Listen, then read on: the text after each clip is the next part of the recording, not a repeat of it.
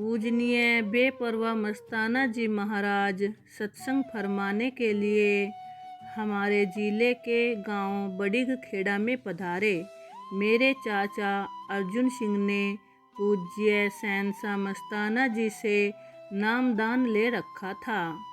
उसने मुझे कहा, करतार सिंह मेरे साथ चल, तुझे संतों की सत्संग सुना लाएं, क्योंकि आज गांव बड़िग खेड़ा में सत्संग है। मैंने कहा, चाचा आज तो मुझे बहुत ज़रूरी काम है, मैं फिर कभी आपके साथ सत्संग सुनने अवश्य चलूँगा। उन्होंने मुझे सत्संग में ले जाने के लिए बहुत ही प्रेरित किया, परंतु मैं हर बार अपनी ही मजबूरी बताता रहा। सत्संग से अगले रोज़ प्रातः लगभग 4 बजे मैं सोया हुआ था। अचानक नूरानी चेहरे वाला बुजुर्ग, जिसके सफ़ेद दाढ़ी थी, उसने सफ़ेद वस्त्र धारण किए हुए थे, घोड़े पर सवार होकर मेरी चारपाई के पास आया और मुझे बाजू से पकड़कर एक झटके से चारपाई पर बैठा दिया। वह अजनबी आकृति पल भर में आलोप हो गई। मैं चक्कर में पड़ गया कि वह व्यक्ति कौन था, मेरे साथ यह खेल किस लिए खेला। क्या वह स्वयं परमात्मा का रूप था या कोई और खेल था। चारपाई पर लेटे लेटे काफ़ी समय इसी विचार में बीत गया। प्रातः होते ही मैं उठा और चाचा जी के घर चला गया। उन्हें रात वाली उस अजीब घटना के बारे में बताया। इस पर चाचा जी ने मुझे पूजनीय बेपरवाह मस्ताना जी महाराज के जो उनके घर की दीवारों पर स्वरूप लगे थे वे सब दिखाए और पूछा कि करतार सिंह, क्या यह बाबा जी तो नहीं थे। जब मैंने स्वरूपों को देखा तो मेरे आश्चर्य का कोई ठिकाना न रहा और मैं अनायास जोर जोर से कहने लगा कि हाँ, यही बाबा जी थे जो घोड़े पर सवार होकर रात को मुझे दर्शन दे गए। मैं खुशी से फूले नहीं समा रहा था कि मुझे जैसे पापी को स्वयं भगवान ने साक्षात दर्शन देकर कृतार्थ किया है, मुझ जैसे जीव को निज घर जाने का मार्ग दिखाया है। कुछ दिनों बाद डेरा सच्चा सौदा दरबार सरसा में महीने वाला सत्संग था। मैं चाचा जी के साथ सत्संग पर गया। जब शहंशाह जी मस्ताना जी महाराज के दर्शन हुए तो मन खुशी से नाच उठा और अंदर से आत्मा की आवाज़ आई कि यह तो सचमुच वही बाबा जी है जिन्होंने मुझे घोड़े पर सवार होकर रात को दर्शन दिए थे। सत्संग सुनने के पश्चात मैंने बेपरवाह जी से नामदान प्राप्त कर अपने जीवन का उद्देश्य पूरा किया। कुछ समय बाद फिर ऐसी ही एक घटना और घटी। मुझे मेरे प्यारे मुर्शिद के साक्षात दर्शन हुए। यह वाक़या दिवाली की रात का है। मैं सोया पड़ा था। उस रात सपन में मेरा अपने सगे संबंधियों से किसी कारणवश झगड़ा हो गया। नौबत यहाँ तक आ गई कि दोनों पक्षों के लोग कुल्हाड़ी इत्यादि लेकर आपस में मारपीट करने लगे। विरोधी पक्ष के एक आदमी का बाजू कुल्हाड़ी की चोट से बुरी तरह जख्मी हो गया था। बाद में उसकी मृत्यु हो गई थी। पुलिस में रिपोर्ट हुई। पुलिस हमें पकड़ कर ले गई। मुकदमा चला और मुझे सज़ा हुई। फांसी के फंदे पर लटकाने के लिए मुझे निश्चित स्थान पर ले जाया गया। मेरे सिर पर काले रंग की टोपी पहना दी तथा गले में फांसी का फंदा डाल दिया गया। जल्लाद को फट्टा हटाने का आदेश दिया गया। ज्यों ही जल्लाद ने मेरे पैरों के नीचे का फट्टा हटाया, तभी दया के सागर मुर्शिद बेपरवाह मस्ताना जी महाराज ने अपने पवित्र कर कमलों में लेकर मुझे इस तरह से उछाला कि गले में से फांसी का फंदा अपने आप निकल गया। मेरी नींद खुल गई। इस स्वप्न का साक्षात प्रमाण मुझे अपने 5-6 रोज बाद घटित एक घटना से मिला।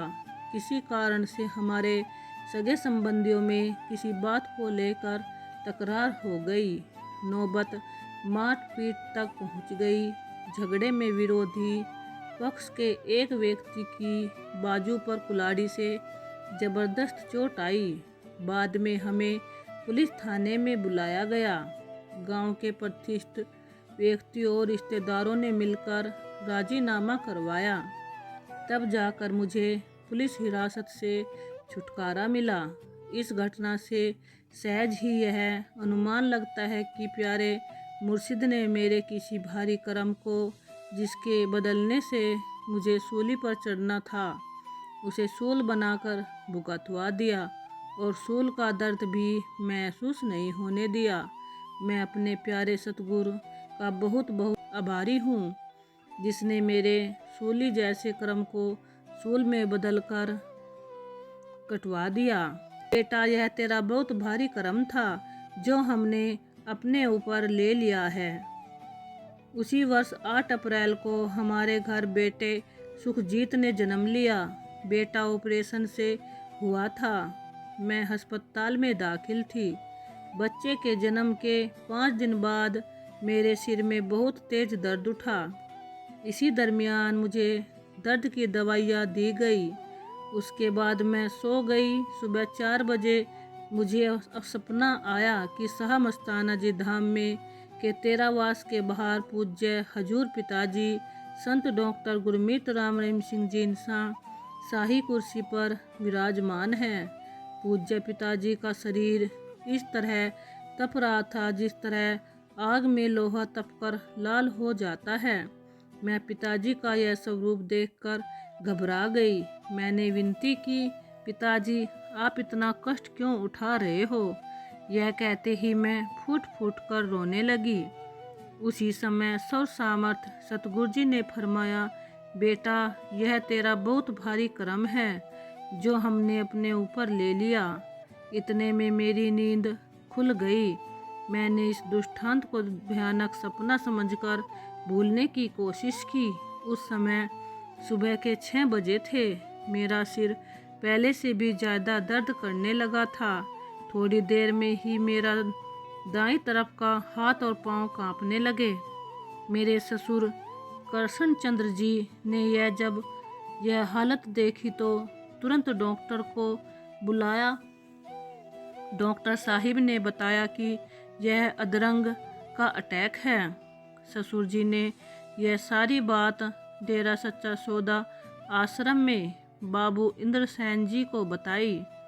पूज्य हजूर पिताजी उस समय तक बुद्दरवाली आश्रम में रूहानी सत्संग फरमाने के लिए जा चुके थे। पूज्य पिताजी के जाने से पहले बाबू इंद्रसेन को यह कह कर गए थे कि कोई भी अधरंग के अटैक वाला मरीज आता है तो उसे कहना कि मंडी कालावाली के डॉक्टर को दिखाए। हमने सतगुरु जी के वचन को सच माना और एम्बुलेंस के द्वारा कालावाली चले गए। डॉक्टर साहिबान ने दवाई वगैरह के बारे में बताया और साथ में यह भी कहा कि मरीज को दाखिल करना पड़ेगा। परिवार वालों ने विचार किया कि पूज्य पिताजी ने वचन तो डॉक्टर को केवल दिखाने के लिए किए थे, दाखिल करवाने के बारे में तो पूज्य पिताजी ने कोई वचन किया ही नहीं। पूज्य पिताजी के वचन अनुसार हम वापस अपने घर आ गए। असल में मेरा वह बहुत भारी कर्म था जो पिताजी ने सपने में ही काट दिया था। 21 दिन के बाद मैं पूज्य पिताजी के दर्शन करने के लिए शाह मस्ताना जी धाम गई। बहुत ज़्यादा कमजोरी आने के कारण मैं बच्चे को अपने आप नहीं उठा सकती थी। जब पूज्य पिताजी दर्शन अभिलाषी लोगों को आशीर्वाद देने के लिए तेरावास से बाहर आए तो मेरे ससुर जी ने पूज्य पिताजी को पूरा वाक्य बताया और विनती की, ये बहुत बीमार है, कोई उपकार करो। इस पर पूज्य पिताजी ने फरमाया, यह तो ठीक ठाक लग रही है, मुझे प्रसाद दिया। मैंने उसी समय प्रसाद खाया तो मुझे ऐसा लगा कि अब मैं बिल्कुल तंदुरुस्त हूँ। मैंने अपने बेटे को उठाकर अपनी गोद में ले लिया और घर तक ले आई। 3 महीने के बाद मैंने यहाँ स्कूल में बतौर अध्यापिका अपनी ड्यूटी ज्वाइन कर ली। इस पूज्य पिताजी के श्री चरणों में यही अरदास है कि परिवार को सेवा सुमरन का बल बख्शना जी और अपने पवित्र चरण कमलों में हमेशा लगाए रखना जी। बहन संतोष इंसा, रिटायर्ड हेड टीचर। पत्नी प्रेमी नवनीत इंसा, रिटायर्ड मुख्य अध्यापक। मकान number 1118 sector 9 urban state Ambala शहर से लिखती है। उसकी ज़िंदगी सतगुरु के करिश्मों से भरी पड़ी है। ऐसे ही एक करिश्मे का वर्णन करते हुए बहन बताती है कि मैंने सन 1980 में पूजनीय परमपिता शाह सतनाम सिंह जी महाराज से डेरा सच्चा सौदा सरसा आश्रम में नाम की दात प्राप्त की थी। तब से ही मैं और मेरा परिवार इस आश्रम से जुड़े हुए हैं। सतगुरु जी की शिक्षा अनुसार नाम का सुमरन और मानवता की सेवा ही मेरे जीवन का मुख्य उद्देश्य बना हुआ है। 3 नवंबर 2014 को सुबह के समय सैर करते हुए, उस समय भी मेरे हाथ में सेवा के फार्म थे। चलते चलते अचानक मेरी छाती में एकदम से जोर का दर्द हुआ। कुछ देर बैठने व सुमिरन करने पर दर्द कुछ ठीक हो गया। जिस सेवादार बहन को फार्म देने थे, रास्ते में उनके यहाँ फार्म देकर मैं घर को आ गई। उस दिन डॉक्टर को दिखाया तो उन्होंने 1 हफ्ते की दवाई दे दी तथा ECG भी करवाई। उन्होंने कहा कुछ भ्रम सा है। 2 दिन दवाई खाने के बाद कुछ आराम मिल गया। 6 नवंबर को साईं बेपरवाह शाह मस्ताना जी महाराज के पवित्र अवतार दिवस का भंडारा था। मैं अपनी सेवा नहीं छोड़ना चाहती थी, इसीलिए ड्यूटी पर डेरा सच्चा सौदा दरबार पहुंच गई।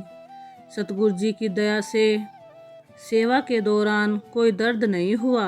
आश्रम से बीमारी वाला प्रसाद भी लिया। घर आकर मैं 3-4 दिन तक ठीक रही। दवाई तो बाकायदा चल ही रही थी। सतगुरु जी की मेहर से हमारा परिवार डॉक्टरी पेशे से संबंधित है। परिवार की राय अनुसार हार्ट से संबंधित टेस्ट करवाए गए तो रिपोर्ट कुछ ठीक नहीं आई। 12 नवंबर को सुबह करीब 9:30 बजे छाती में फिर से ज़बरदस्त दर्द हुआ। मैं चारपाई पर लेट गई। ऐसे लग रहा था जैसे मेरा दम घुट रहा हो। हाथ पैर ठंडे होने लगे थे।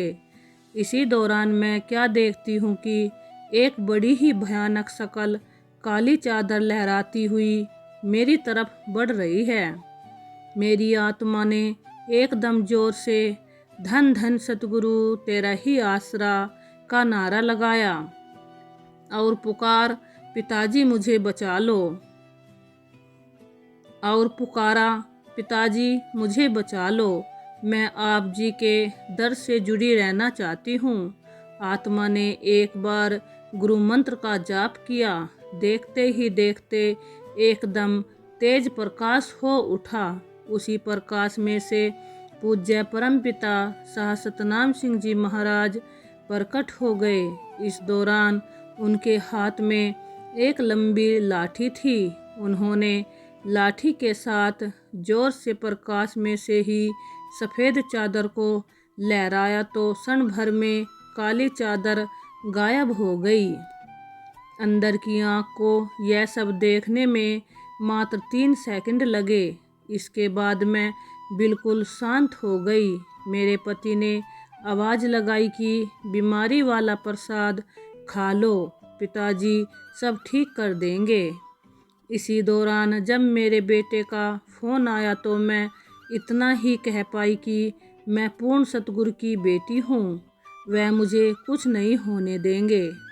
18 नवंबर को मोहाली में हार्ट स्पेशलिस्ट डॉक्टर को दिखाना था, क्योंकि टीएमटी रिपोर्ट ठीक नहीं आई थी। एंजियोग्राफी अन्य टेस्टों के बाद कागजी कार्रवाई पूरी करके मुझे ऑपरेशन थिएटर में ले जाया गया। टेबल पर लिटा दिया गया, शरीर पर चारों तरफ से तारे लगा दी। मैंने अपने सतगुरु को याद किया और सुमिरन करना शुरू कर दिया। मुझे ऐसा महसूस हुआ कि पिताजी ने ही मेरे पास खड़े होकर मेरे हार्ट का ऑपरेशन करवाया।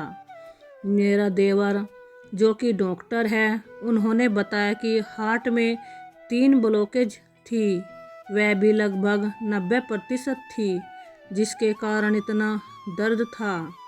डॉक्टर ने 3 स्टेंट डाल दिए।